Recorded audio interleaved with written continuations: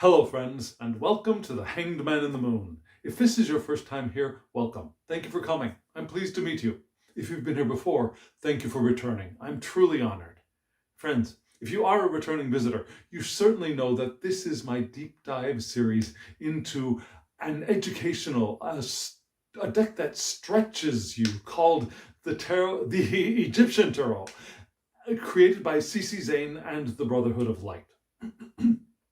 And it's a deck that I'm just beginning to explore.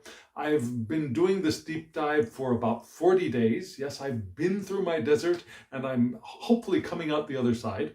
And so it's a brilliant deck. Now, just in case you're new here and you don't know what it is that I'm exactly doing, let me explain it to you briefly. Every night before I go to bed, I shuffle my mass market color version of the Egyptian Tarot, and I pull a daily draw card. I shuffle the question in. What would I benefit from giving my attention to in the following day? So as I shuffle the deck, I think of that question, and I pull my daily draw card. And then I take the matching card from my very out of print charcoal gray and white version of the same deck, and I look at them. I look at the differences. Notice how similar they are and how different they are at times. And then, because it is a deck that I'm unfamiliar with, I ask for help from a deck that I know a little bit better. I'm using the Tarot of the Holy Light for my helper deck. And so I do a 3-card spread with that deck. The first card is the significance of the daily draw card for me for the following day. The second card is the challenge, either positive or negative. And the third card is advice. Yeah, standard 3-card spread. Significance, challenge, advice. And then I go to sleep and I wake up the next day and I live my day. And at the end of the day, I come back and I analyze the spread a little bit more carefully. I look at the symbols, I look at the astrology, and then I record this video, which is exactly where we are right now. So, friends, I have the daily draw card all picked out for us. Let me show that card to you right now.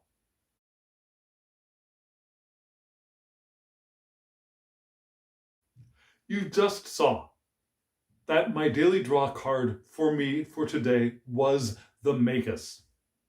Now, I don't want to freak you out. Don't get all squeamish on me. But if you recall, if you've been following along with me, you'll know that on the 8th of February, 2 days ago, I got the Justice card.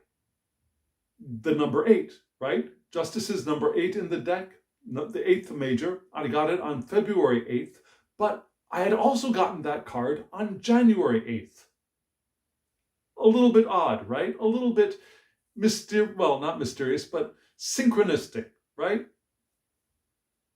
Today's card, the Magus. Today is what?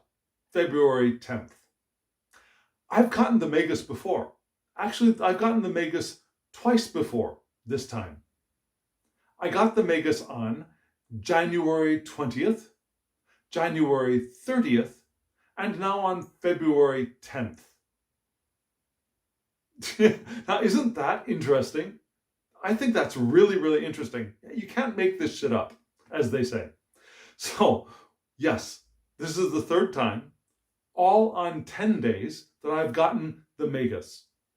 And that's interesting also because when you think of the number 10 numerologically, the 10 reduces down to 1 for me. Yeah, so 10 becomes 1, becomes the Magus. So the 10, double 10, 20, triple 10, 30. I mean, okay, so here we go. The Magus. Let me show you the cards here. They're pretty much the same, right? Although, of course, the color version is much easier to see. I mean, it's easier to see the details in the color card than it is to see the details in the charcoal gray and white version of the deck card. However, they're basically the same. Yeah, the faces are a little bit different. The Magus in the color version has a beard, where the Magus in the older deck does not have a beard. The birds in the boxes look a little bit different to me. but basically all of the same elements are there. Yeah, on top of the box with the bird, there are a sword, a cup, and a coin in both decks. Again, it's really difficult to see it in this deck, but they're all there. And then the Magus is holding the wand in his hand. And the wand has a little circle on the top of it, and we see a star shooting through the sky. Or maybe that's Mercury. Why do I say maybe that's Mercury? Because the association for this card is Mercury. Now you can see that down, well, you can see it at the top, I believe, right? Yes, Mercury is right up there in the top, right up there. And at the bottom, we see the Hebrew letter Aleph, which is the first letter of the alphabet, the Hebrew alphabet. So what do we have here? We have Mercury, right? So because it is Mercury, the Magus points to Mercury, which resides both in Gemini and in Virgo, from which these mutable air and Earth's energies enter our natal charts, enter the world, enter the question that we're asking of the tarot at the time. So we've got Mercury beaming there. It's his, her, their light. Yeah, Mercury is the ultimate non-binary planet. It's neither beneficent nor a baddie. It's neither male nor female. It's the binary one. And so Mercury is beaming his, her, their light through two of its domiciles. Yeah, both Virgo and Gemini, the more immature and the more mature of the two signs, into our answer to the question. What do I want? What would I benefit from giving my attention to the following day? And the guidebooks point to things like will or dexterity. Yeah, dexterity being this stuff. Yeah, manual dexterity, physical dexterity, able to do things with ease, with grace, and with finesse, perhaps. Also, it points to taking the initiative. Gain through persistence. Yeah, just doing the thing and doing the thing and doing the thing will get us results. Willpower and winning over obstacles because of that willpower, probably. Mind over matter. Now, when we think of the Magus, even in like a Rider-Waite-Smith, a Smith-Waite deck, we think of thoughts creating, right? Mind over matter. Acquiring by effort, and I don't particularly like the need for the word effort, rather acquiring by action, I think would be the better way of saying that. Applying force with compassion. Force, don't really want to go that far, right? How about applying energy with compassion? I think that's a more gentle, a more intentional reading of that attribute. Faith in a higher power, justice through integrity, all of these things are within this one card. Yeah, and Mercury, who is Mercury? Mercury is the communicator. He's also the student of Jupiter's. Yeah, the mentee to the Jupiter mentor. So this mentee is the learner, but also has power, and is also really quick, right? Mercury is the fastest planet and also the fastest god. That's why we've got the wings on the ankles when we see Mercury. But Mercury is also connected with alchemy, right? There's that kind of Mercury, the metal, but also Mercury has other forms in other cultures. Yeah, Mercury becomes Thoth in Egypt, or maybe Thoth becomes Mercury in Greece. Also, we have Mercury the thrice Mercury, Mercury Trismegistus. Sorry, that's just not going to come out for me today. But the thrice Mercury, one of the most ancient sources of alchemical ideas and texts. So we've got all of this wrapped up, I think, here with Mercury. With the Magus. which is interesting.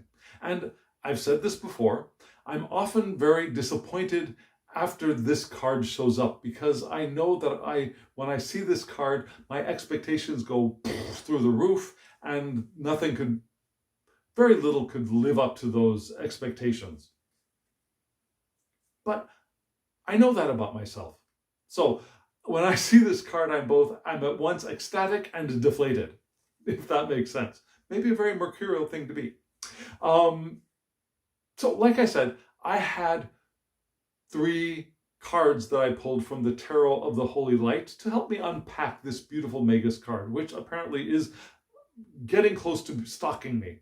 Let me show you those 3 cards right now.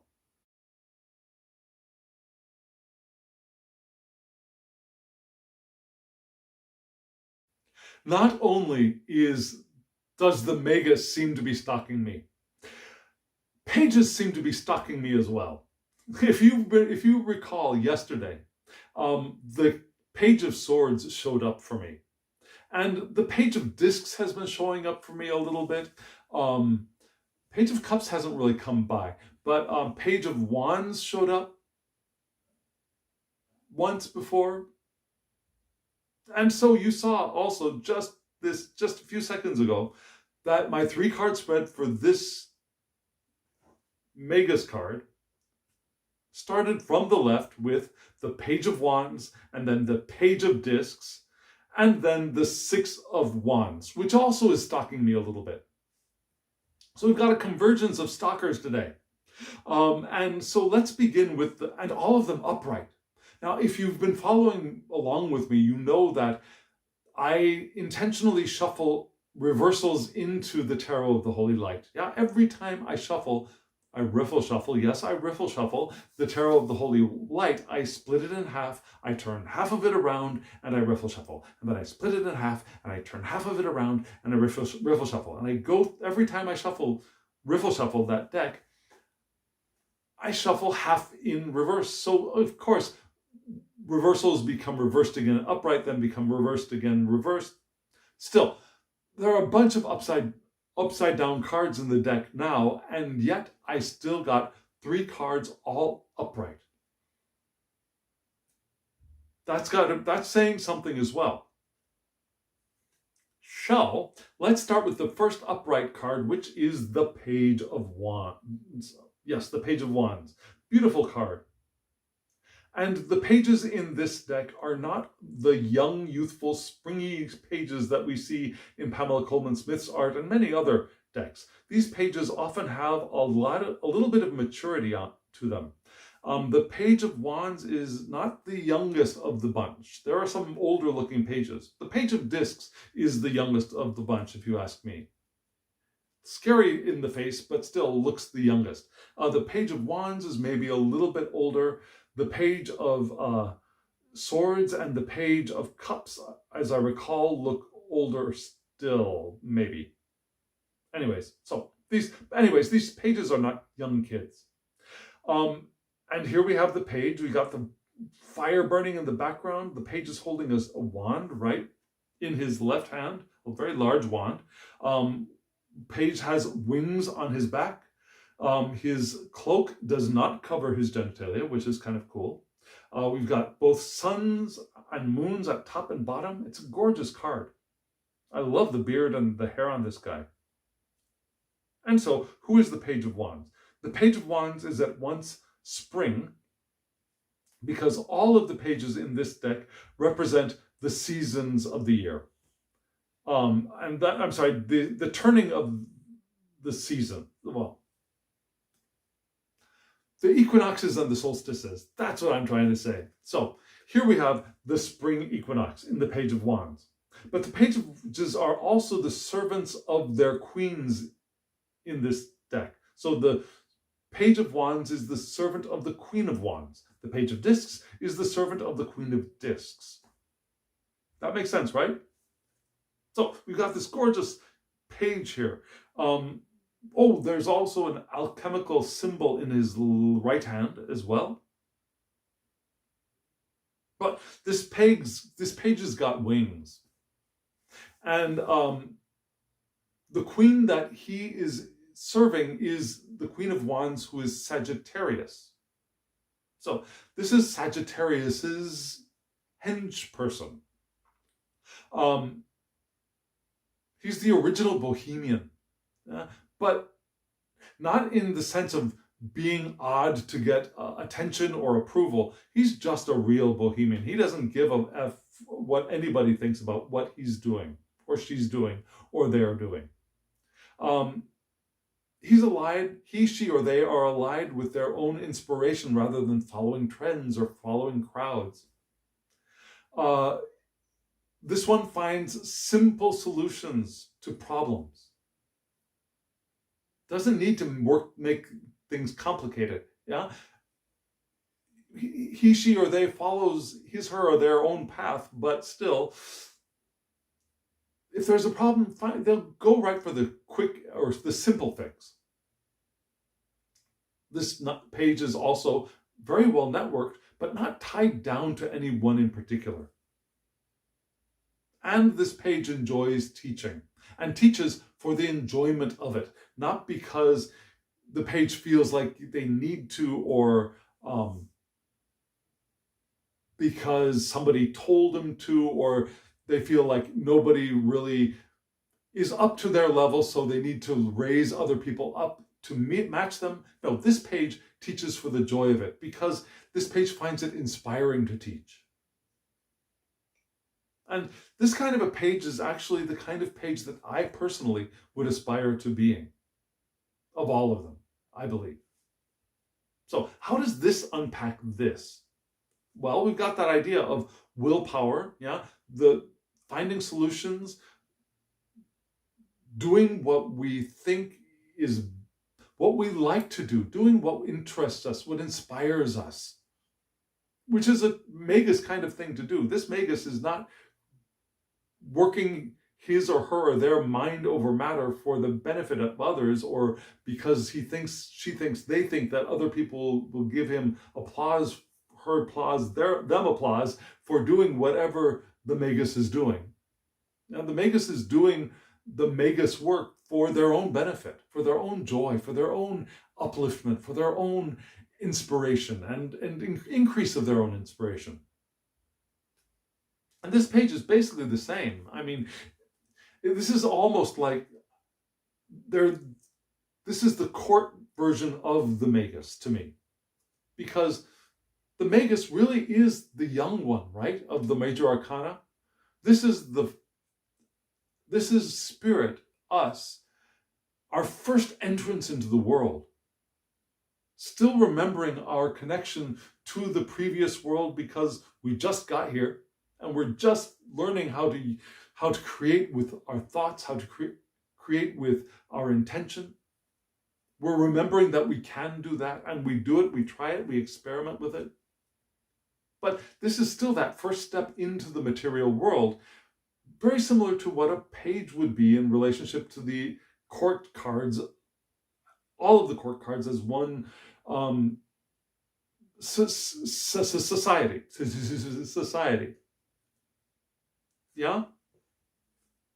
So to me, the Page of Wands really does reflect Magus intention, Magus meaning, Magus symbol, Magus, that's the word I'm looking for, Magus archetype. So this was the unpacking of this makes total sense.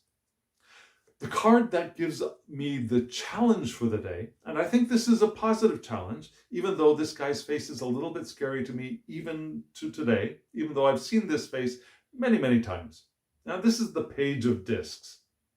And the Page of Discs gives us the winter solstice. Now, this page has shown up with the Page of Wands before. This page showed up with the Page of Wands and the Six of Wands on January 26th. Except then, the only difference was the Page of Discs was the advice. So these three cards, the Page of Wands, the Page of Discs, and the Six of Wands, have all shown up for me before. Again, on January 26th. That's really interesting as well, right? It wasn't with the Magus. It was with a different card, but still. So, but today, the Page of Discs is the advice. And again, this is the winter solstice. So the dark has passed and the light is coming. He brings closure to the past and the seeds of opportunity for what is to come. Which isn't that also what the Magus does? Yeah, the Magus has taken that first step into the world, leaves behind. Now, what we're leaving behind isn't necessarily bad stuff, right? We're leaving behind the past. The Magus is in the process of leaving behind his, her, or their memory of their life as a non-physical being as they take their step into the world and begin the new journey through the triumphs. But this page tells us that this is not the time to hesitate. Fortune favors the bold. That's something to reach for me, with the Magus, right? Still, this page is not really attached to results. Yeah? Forge ahead. So take the carpe diem, but the diem that we carpe can be whatever day it wants to be, right? We seize the opportunity, and if that opportunity doesn't do what we think it was going to do, doesn't become what we thought it would become, that's okay. The page is able to roll with it. He's not attached to what the outcome must be. A very Zen kind of approach to living in the world. He is a righteous agent of change, including endings of things, like the ending of a year, the ending of winter, the ending of a cycle of seasons. He's also the student of abundance. Yeah, he studies prosperity. He studies attraction, how things can grow, how the value of things can, and markets can expand and increase and overflow with harvests and abundance. He understands the processes of things. And this page is also the page of memory. So, as we see that the card for the day was the Magus, and we have another here as the challenge, the positive challenge, the thing to strive for, to reach for, I think here, is a different kind of Magus. It's the Magus of setting a series of events into motion, but not being attached to the way that it has to turn out. Now we open ourselves to the powerful flow of intention, we move forward, we set our intentions on that current in the future, and we move forward without being attached to when they will show up, how they will show up, what form they will show up in. That sounds like a very wise version of the Magus, does it not? And yet, when I see this card, I see a kind of scary version of the Fool. Do you see that too? That this this page here has that dragon at his feet, kind of like the dog nipping at the heels of the Fool. This page holds up a stick with a round thing at the end, kind of like that, the stick with the bag that the Fool carries in many cards, Tarot de Marseille, Smith-Waite decks.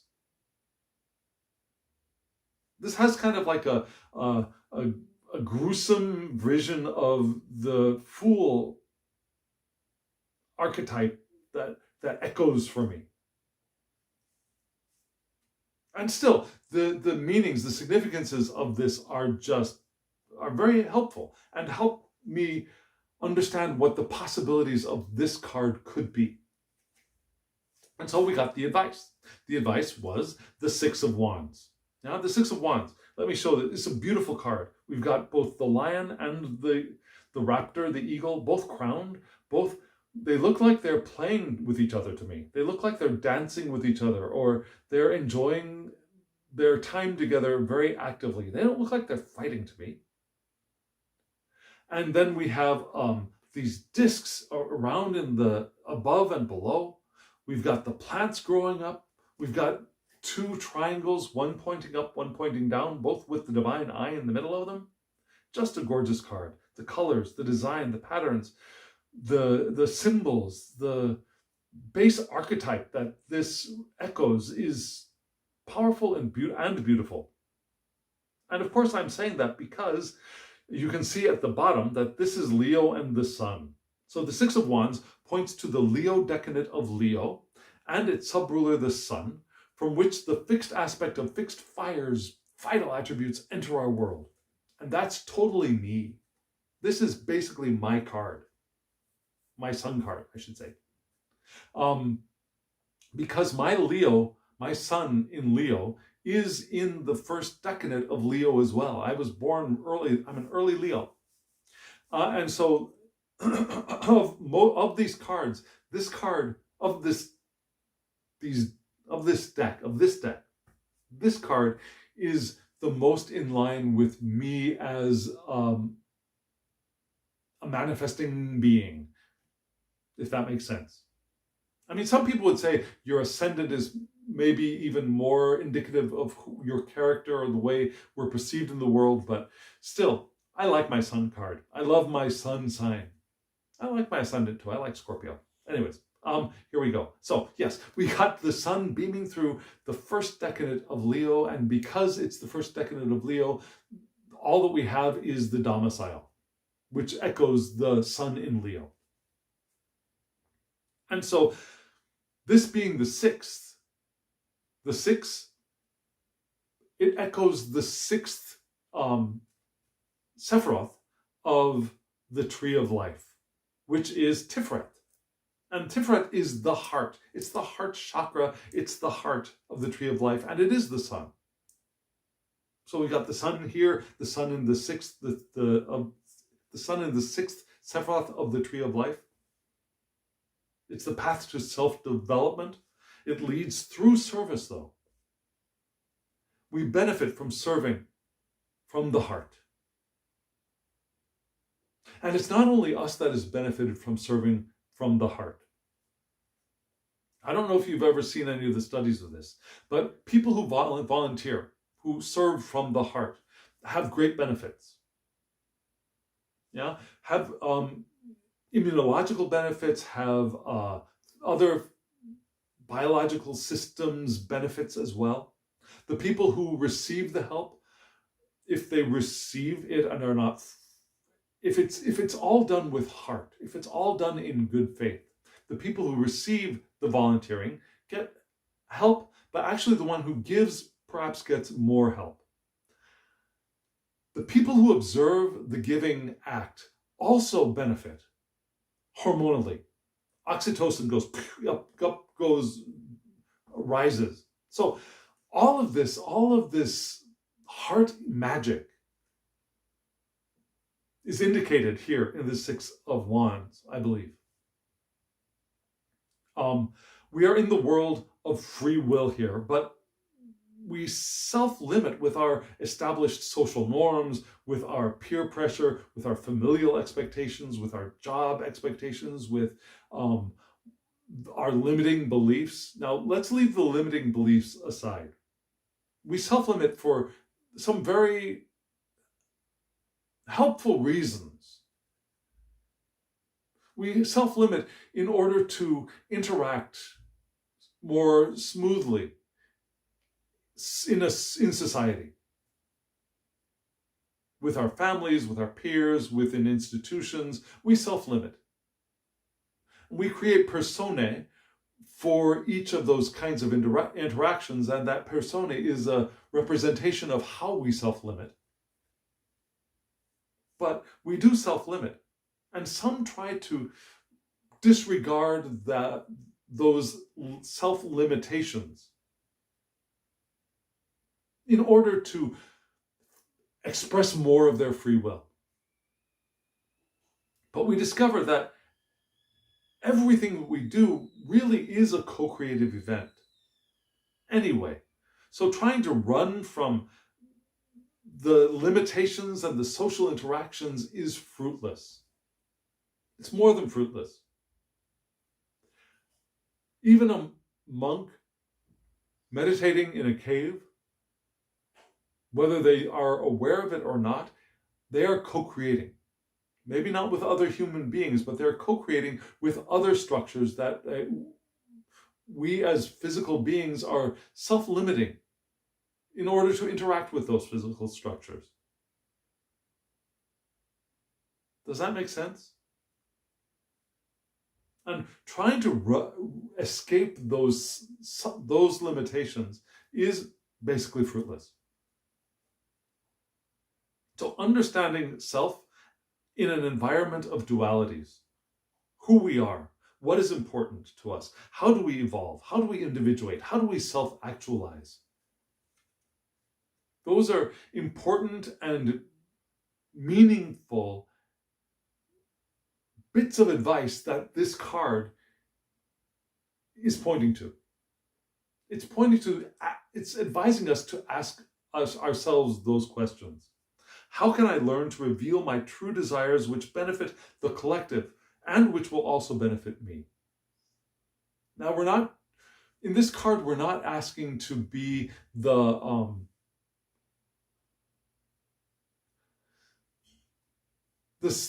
suffering servant.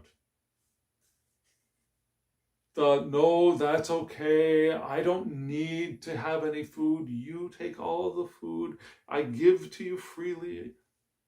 It's okay. It's okay. I'm okay. I don't need anything. Not that we're not called to that in this card. This card, we're called to being of service to others because being of service to others, knowing that we benefit from it as well. That everything that the more we uplift others, the more we rise along with them. Generosity, being the first among equals and sharing and giving. A total Leonine thing to do, right? This card reminds us that it's always beneficial for all to foster the talents of those around us. Now that is a great aspiration, and I think that's an aspiration that is indicated in the Magus card as well.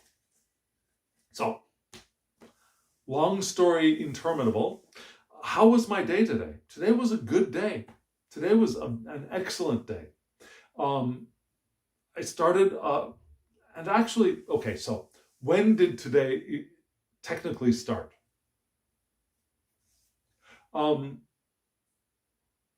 One might say that the day started when I pulled these cards, not when I woke up from my sleep, but rather that when I pulled these cards. And I think that is true, particularly for today. My Magus day started when I pulled that card, because after that, my bread that I was baking last night, I mentioned in yesterday's video that I was preparing to bake the bread. And so after I did the video and I pulled these cards, I actually baked the bread, and it turned out to be much better than I thought that it was going to be. Much better than the last pair of loaves that I baked. And maybe I'll insert a picture right here. So no, those aren't the kinds of loaves that you will see in an artisanal bakery with artisan sourdough bread, but they're my babies, and I think they worked out better than the last ones, and I know how I will modify them to perhaps improve even more the next time I bake.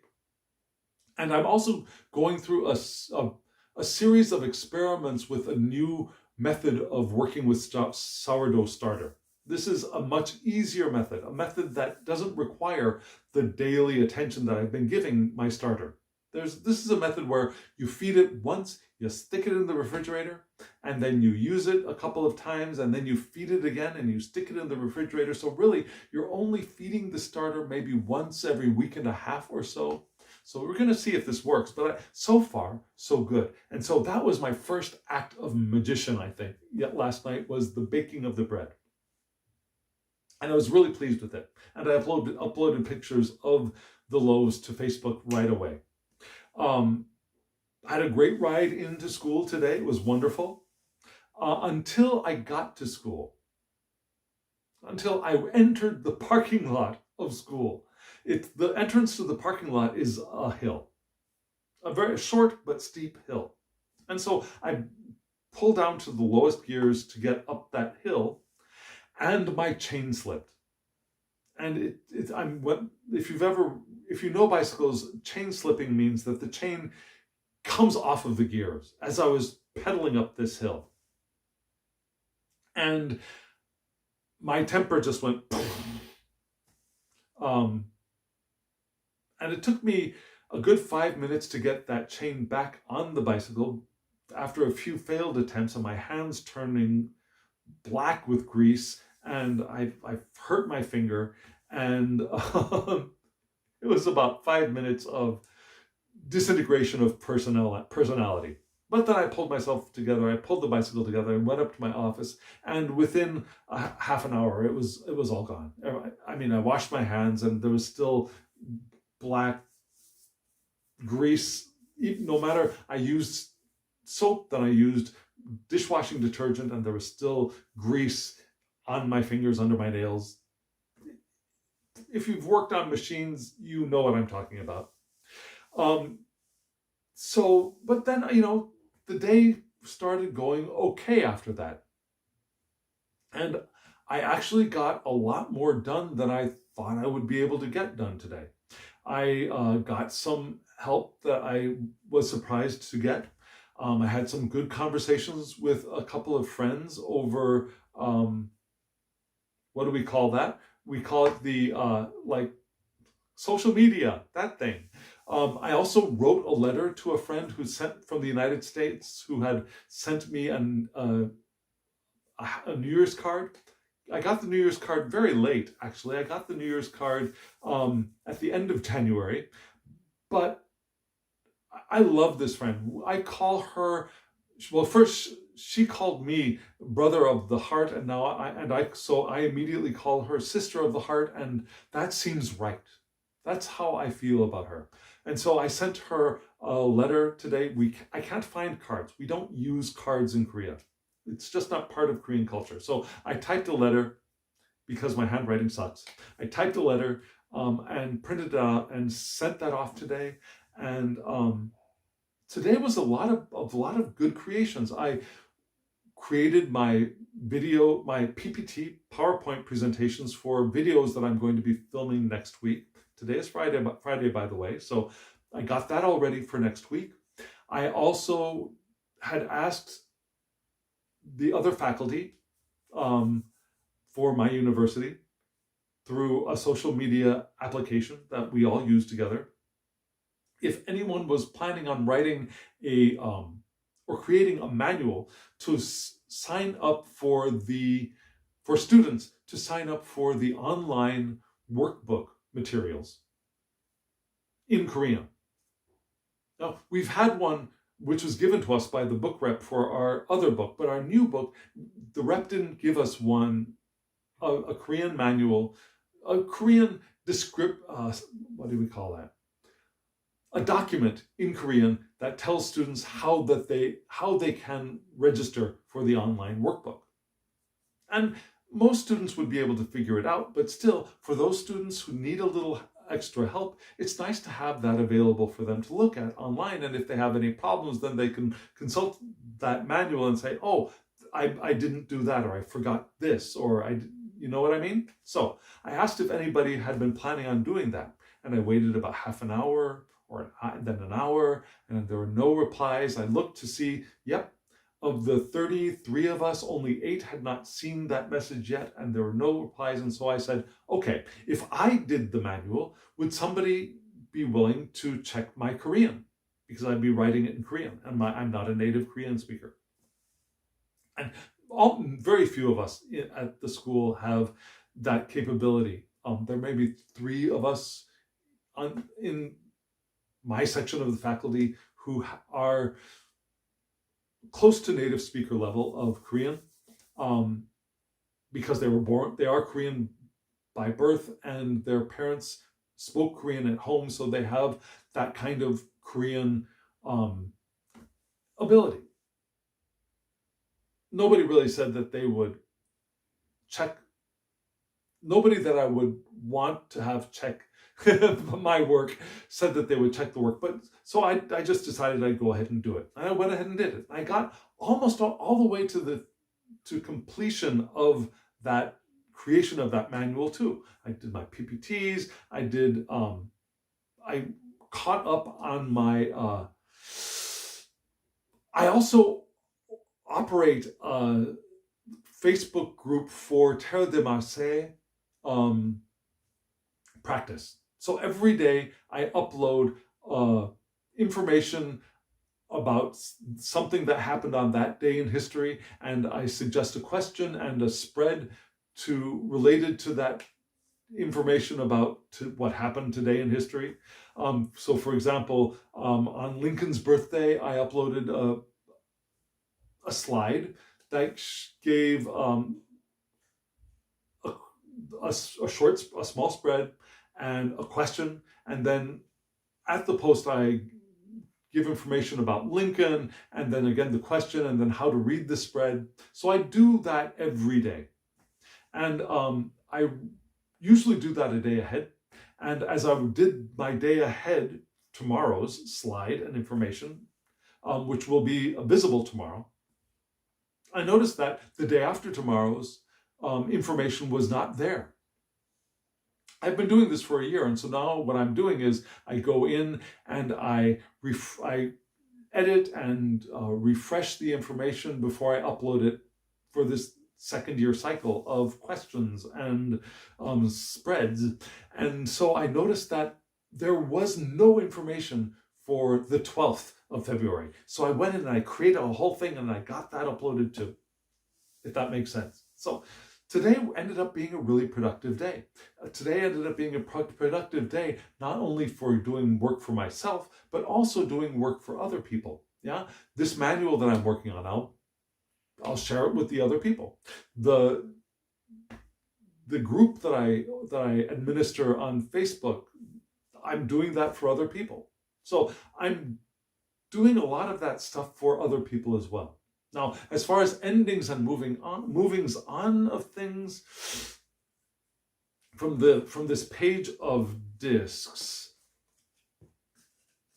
endings. Certainly I'm okay. So the ending of last year and the beginning of the new year, the new school year, which is coming upon us very quickly. February 27th, we begin the new school year. I guess that could be the page of discs for me for today. That makes sense. I was laying the groundwork for the new cycle of the school year and leaving behind the last school year. I mean, I was doing that transition today. Sure, that makes sense, doesn't it? I think it does. I hope it makes sense to you. I think this really was all very clearly unpacking this Magus card for me today. Much more clearly and energetically than the Magus card was unpacked for me the other two times it showed up, frankly speaking. So maybe it's the case that I'm really starting to get into the swing of working with the Egyptian Tarot. Maybe that's what's going on here. What do you think? Let me know in the comments below. Does this make sense to you? I'd love to hear from you. If you are still here, hit that thumbs up button so that YouTube knows that you got something out of this, and other people will get something out of this too. It helps draw people to the channel, like moths to a flame. Also, if you haven't subscribed, subscribe to my channel and hit the alarm bell so you get notifications of when I upload videos. And really, I would love to hear from you. Comment below. Say hi, if nothing else. Oh, and if you want to get these decks, I have links below. If you want to get this deck by the amazing Christine Payne-Towler, the Tarot of the Holy Light, there is a link to her site below. This is a wonderful, wonderful portal into the continental tarot. It really has been an expanding experience for me, and I think it would be an expanding experience for you too. And then when you start getting your sea legs with this deck, then these kinds of decks will be much easier for you to enter into, I believe. I'm just saying. Now, the creator of this deck actually started her journey with this deck.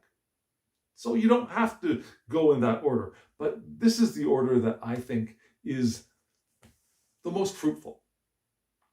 So I have links to both. I have links to the Tarot of the Holy Light, and I also have a link to the Amazon page for the color version of this deck. And the color version is beautiful.